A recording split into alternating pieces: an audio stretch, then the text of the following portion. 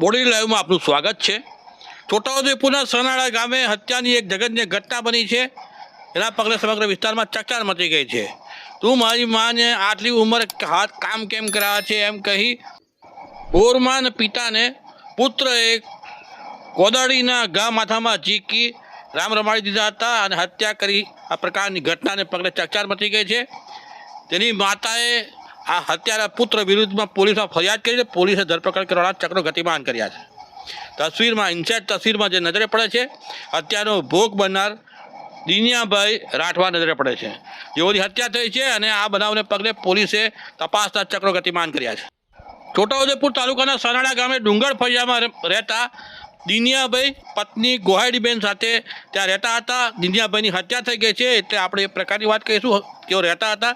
ગત રોજ ગોહાડીબેનના પ્રથમ પતિના પુત્ર બુડિયાભાઈ એ તું મારી મને આટલી ઉંમરે કામ કેમ કરાવે છે કે ઉશ્કેરાઈને કોદાળીના ઘા ઝીક્યા હતા અને હત્યા કરી દીધા પંથકમાં ચકચાર મચી ગઈ હતી।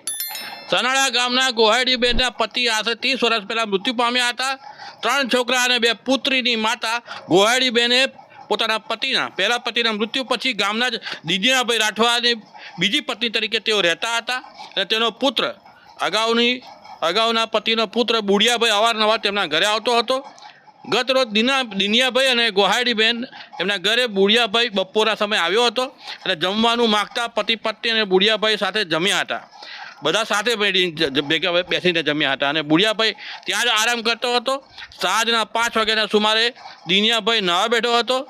દિનિયાની પત્ની ગોહાડીબેનનો પુત્ર બુડિયાભાઈ તું મારી મા પાસે આટલી ઉંમરે કામ કેમ કરાવે છે એમ દિનિયાને કઈ ઉશ્કેરાઈ ગયો હતો અને આંગણામાં પડેલી કોદાળી વડે દિનિયાની ઉપર મરણતોલ ઘા કરતાં દિનિયાનું મૃત્યુ થયું હતું અને ગોહાડીબેનને પણ કોદાળી લઈ મારવા દોડ્યો હતો એમ ગોહાડીબેને પોલીસ ફરિયાદમાં જણાવ્યું।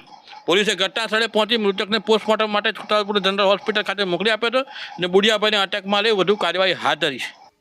જે મરણ જનાર છે રાઠવા દિનિયાભાઈ વેસ્તાભાઈ એ મારા કાકા થાય છે અને જે એમને ઈજા કરનાર છે રાઠવા બુડિયાભાઈ એમને બનાવ એવું બન્યો હતો કે મારી કાકીને જે બુડિયાભાઈ છે એ થોડું આમ તેમ બોલતા હતા ત્યારે મારા કાકા એમને કહેતા હતા કે આવું નહીં આમ ને તેમ, એના કારણે બુડિયાભાઈ ઉશ્કેરે જતાં મારા કાકાના માથાના ભાગે કોદાળી મારતા મૃત્યુ નિપજ્યું હતું અને ત્યારબાદ પોલીસને જાણ કરતાં પીએમ માટે છોટાઉદેપુર ખાતે બોડી લાવેલ છે।